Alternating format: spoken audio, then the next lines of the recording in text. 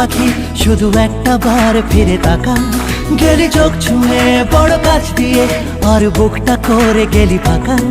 আমার কল্পনারই ঘাসে আর জল্পনার ক্যানভাসে এক ফোঁটা জলে মন ভেসে চলে তোর কথাই বলে হায় হায় রব্বা,